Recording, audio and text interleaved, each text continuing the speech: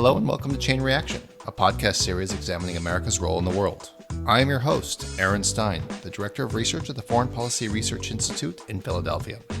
Every 2 weeks, we will talk to experts about a variety of topics and why they matter for U.S. foreign policy.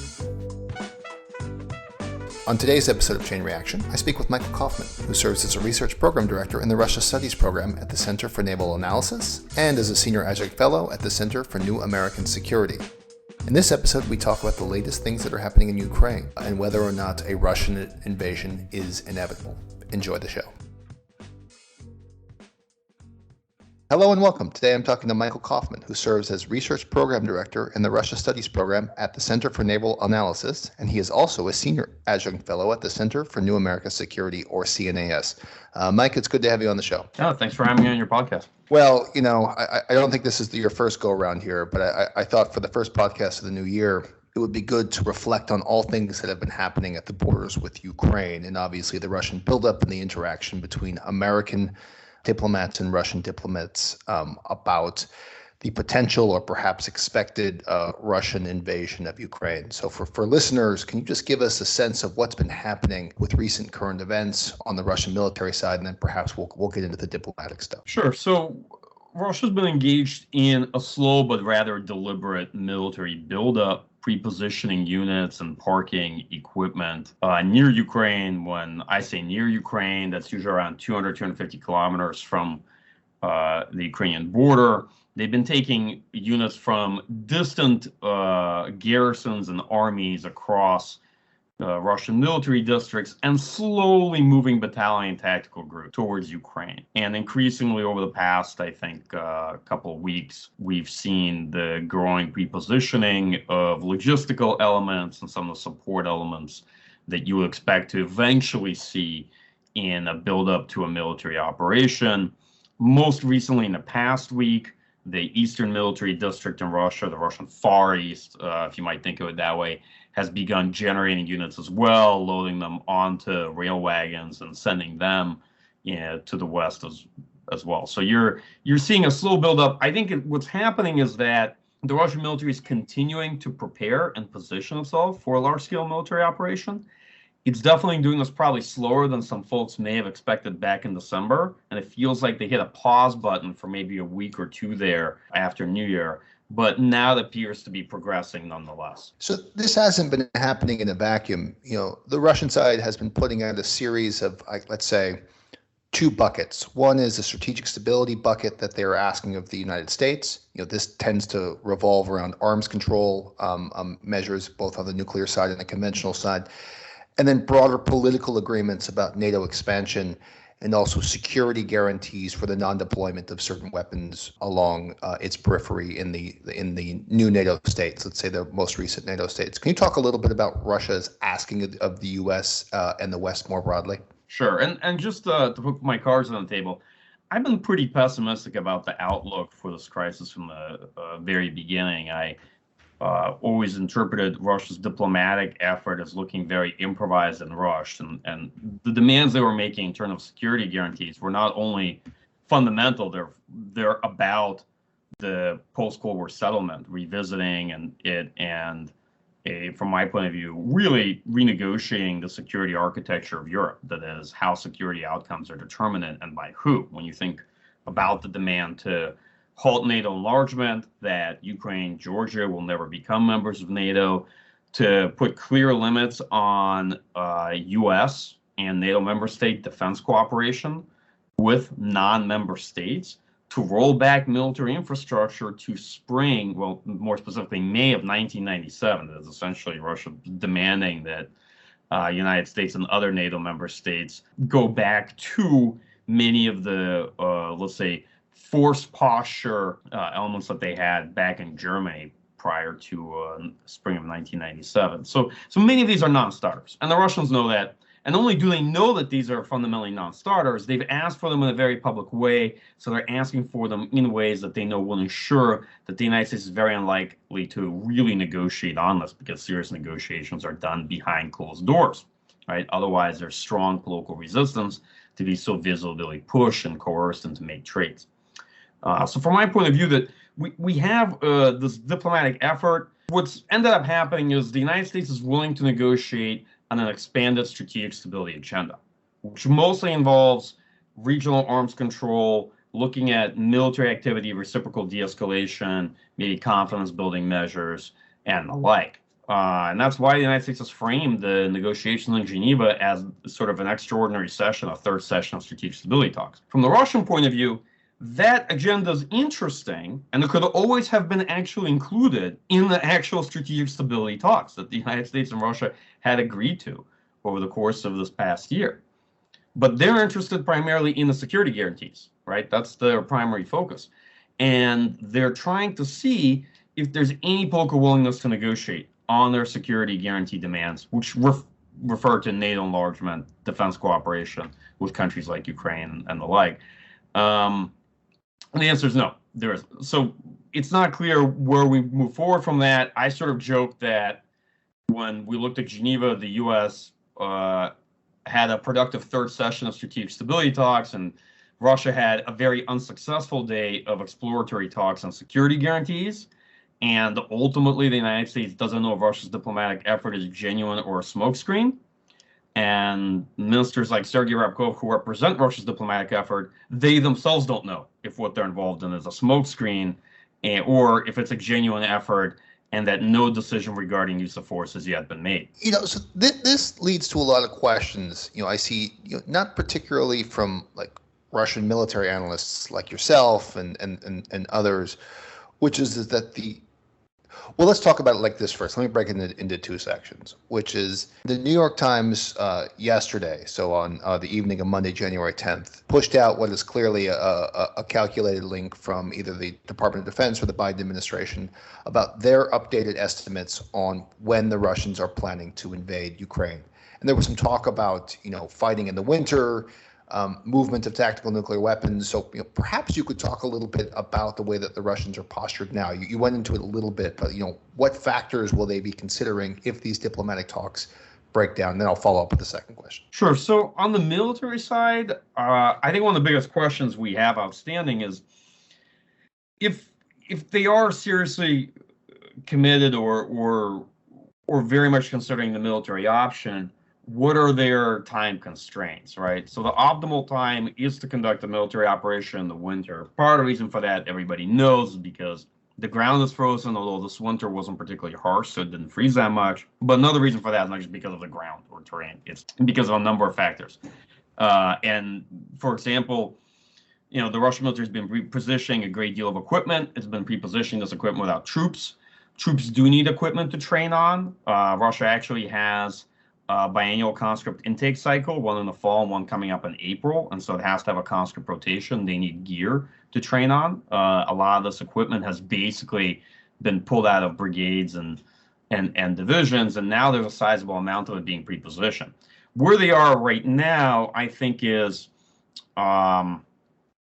perhaps half or two-thirds of what some of the earlier estimates in the fall suggested they might be looking to deploy prior to conducting a military operation.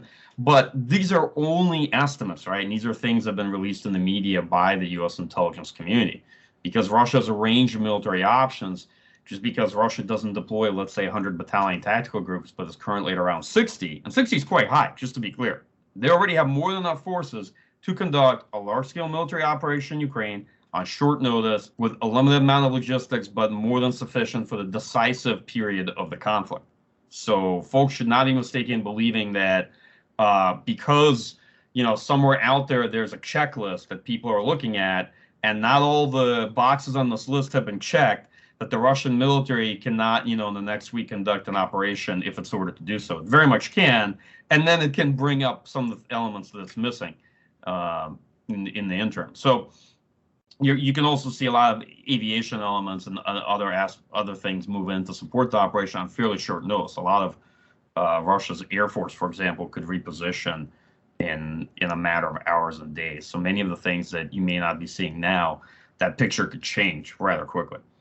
I think that, nonetheless, the buildup is taking place slowly, and that may be because of internal timetable constraints that they run into, or meaning they have other factors they're considering for why they halted the deployment, or maybe because of the optics of it politically, that they were in some ways called out by people who suggested that the entire diplomatic effort looked completely made up and felt like a smokescreen to buy time for a military operation, and so they might have changed the timetable for the deployment. But as it stands now, they appear to be positioning for what may be an operation in, middle or second half of February. This is just one analyst's sort of personal impression or guesstimate. Here's the question that I puzzle over. Like, this because I bother you with it all the time. And this is something that floats around out there on Twitter from other analysts as well, but not necessarily, experts on the Russian military or on the Russian the Russian diplomatic apparatus. There is nobody I know who's credible who thinks that the Ukrainians can withstand a Russian invasion. But I also don't understand what added value the Russians get from the security guarantee side that they are demanding of the United States if they go forward with an invasion of Ukraine. What do you say to people like that or myself who say, like, an invasion actually makes things worse for Russia? And are they misinterpreting perhaps what the U.S. will do in response to this? Sure. I mean, if I understand the question correctly, you're asking if they choose to unilaterally use force, what do they believe their actual desired political outcome is versus the cost they're likely to suffer? Yes. And all right. Well, so first, I just want to be clear. I've always been in the camp of folks who believe that, use of force, use of military power can achieve political aims. Just because we've had a hard time of it in the last 20 years in the United States doesn't mean that it can't be done, and doesn't mean that a lot of history has not been shaped by states using force, right? So if their objective is to, for example, use force, let's use a relative analogy akin to the Russia-Georgia War in 2008, for a high-intensity military campaign that will impose an entire new political settlement, a new reality on Ukraine, to which they will make the United States as a party, they may believe that they could achieve that outcome at relatively low cost in a relatively short amount of time span, perhaps decisively, and that the political gains would be worth it, because the political gains will be such that they will then impose on Ukraine a complete reconfiguration of its constitution, perhaps regime change, but it will both close out the question of Donbass and perhaps change the entire U.S. approach to sanctions or to dealing with Russia, one way or another. So they may be pursuing resolution that way. A worse interpretation is that they actually intend or may intend a unilateral partition of Ukraine, where they take most of the economically viable portions of the state and then set up a sort of pro-Russian government in kind of a satrapy, essentially a client state version of Ukraine, and partition Ukraine. They may feel that they're going to derive a lot of benefits long term from doing that. We have to ask, from the Russian perspective, first, when they look at costs, leaders don't just assess, the option as doing something versus doing nothing, right? When it comes to using force, when leaders use force to achieve political aims, they really talk themselves into it. And the way they typically do that is they look at the cost of an action, right? From the Russian point of view, the current trajectory is untenable. It's not a stable status quo, and it's only getting costlier for them with nothing in return. That is, their policy overall in Ukraine has not been successful. Then they assess the likelihood that they will have to do something down the line. That is, if they think that ultimately this ends in a conflict of some kind, they can't get any security guarantees from the United States, Ukraine becomes more hostile, further ensconced in a sort of U.S. security orbit and a European Union economic orbit, and eventually becomes better armed, and then ultimately you see U.S. military infrastructure in Ukraine and British military infrastructure in Ukraine, and all this creeps to Ukrainian territory being used as an instrument in the containment of Moscow and so on and so forth. Then they may well assess that, look, use of force is inevitable, and actually would be a lot cheaper and less riskier to do it now than do it later. Not because it's an attractive option, but because it's a more attractive option relative to the other options they see down the line. And of course, leaders always imagine that the situation is forced or imposed upon them by other parties. Very rarely do you see kind of revanchist leaders who fundamentally understand that they are actually the bad guy in the room, right? That they're the person who's actually engaging in expansionism or revanchism. Rather, they sort of rationalize the entire affair as having been forced upon them by external parties. So this is the way I suggest thinking about it, that I think whatever costs we may impose, which are uncertain, keep in mind that as well. The United States made a lot of claims. When you dig into some of them, you realize that U.S. ability to actually punish Russia economically, politically is also highly contingent, and is not determined. Actually, the United States does not have great use cases it can point to when threatening Moscow for them to necessarily believe that we have good coercive credibility in this regard. That's up to and including removal from the SWIFT system, but that's a different podcast. Sure. Let me ask you one more question on this. The thing that sticks out in my mind is everything you just said, plus perhaps a basic assumption is that if the U.S. wants to keep this in the strategic stability realm, as your first answer was, I think, spot on, is that potential, current and future, bilateral interactions between Washington and Moscow will eventually, are an outgrowth of strategic stability, have a toe in the arms control community, is that you can come back to this in 2 years.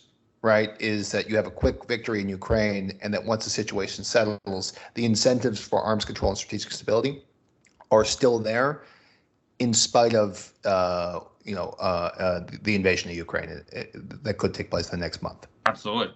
I mean, that's the reality. Is that at the end of the day, I think they understand in Moscow that yes, the United States may be furious or Europeans might be furious, but what are they going to do long term? Right, Russia is going to remain one of the principal powers in Europe. It is individually the largest military power in Europe by far, right, outside of NATO.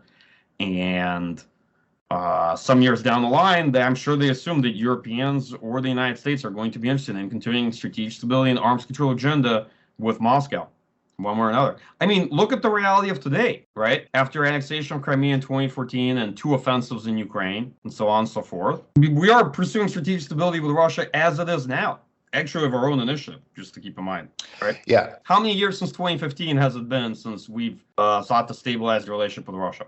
5. It's been about 5 since most of the hard fighting had died down, right? So yeah, my one concern with this hypothesis, because I think this is what Russian leaders are thinking. Again, I say this as a sort of observer, not as an actual expert. Is external actors to this political process, that being the U.S. Congress, will make things like strategic stability whenever New START needs to be renewed or needs to be renegotiated in about 4 years will be far more difficult because of this, rather than the executive being able to act independently, and that's ultimately my concern. Is that it won't just be up to the administration to handle.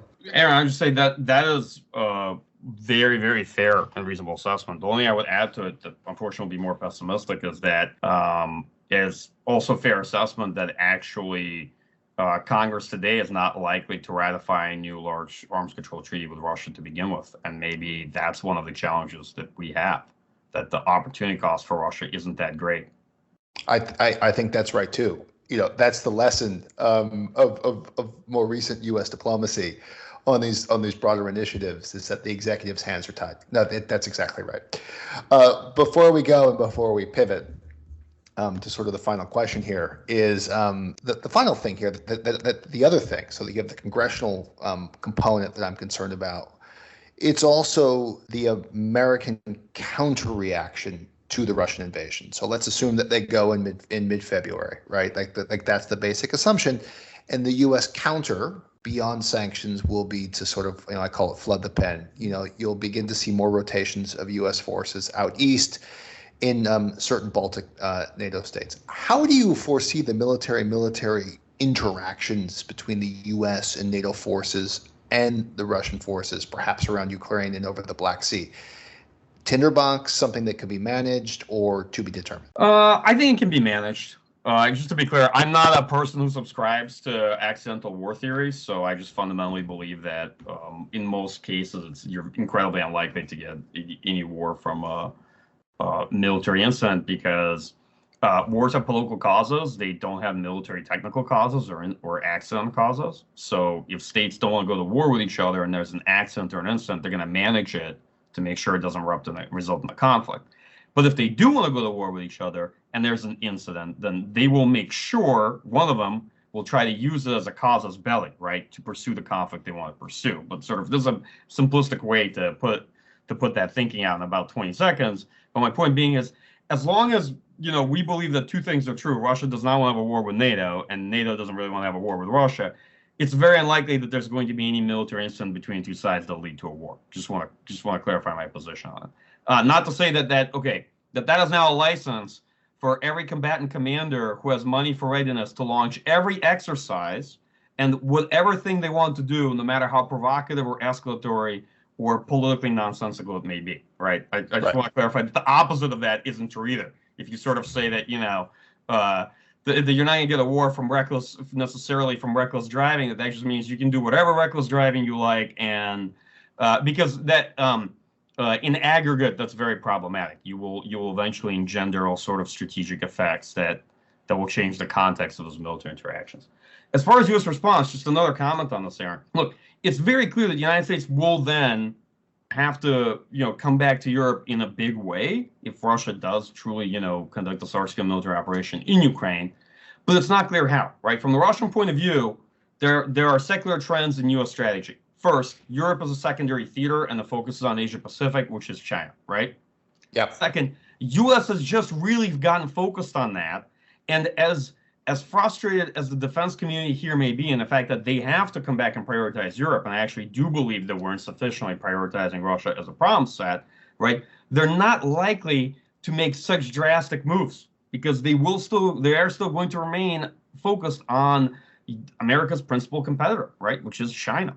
Right. And so there might be a perception in Russia that, look, there's a kind of risk fleet aspect to this whole interaction that the worst case scenario for them is still constrained by the fact that the United States is ultimately far more worried about Chinese revanchism and the potential of Chinese military aggression in the Asia-Pacific region relative to Russia. And despite all the pull that the U.S. is going to feel from allies, it's going to likely limit itself, and that there will be material limitations to what the U.S. can do to worsen the security environment in Europe for Russia. I don't know. They're just kind of an interpretation I have.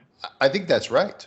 I mean, yeah, I think that's exactly right. And you can just, as a practical matter, just think about what can go where, and we don't have as much to send to Europe as we want to because we're sending it all to Indo-Pacific. That's extremely simplistic, but that's really the reality that we're facing, both budgetary and from a platform perspective. Yeah, and look, yes, the United States is credible in threatening Russia that, okay, the security environment in Europe is going to change for the worse as far as Moscow is concerned, right? But they might feel that long term, that's ultimately the trajectory we're on anyway. And they might also feel that, yes, it changed for the worse, but through unilateral use of force, they are able to perhaps avoid what they feel are worse outcomes, which is Ukraine being a part of that security environment in the direction it takes. Or alternatively, that it's not going to be nearly as bad as the United States threatening, because no matter what the United States does in the next 3 years, down the line, it may have to even undo that, because it's going to need all the force and military power it can muster to deal with China. I don't know. I'm just sort of throwing it out there as a fairly reasonable assumption behind Russian thinking. And just as a last comment on that might sound a bit strange or ironic, most Russian colleagues I've spoken to are not concerned about failure in Ukraine.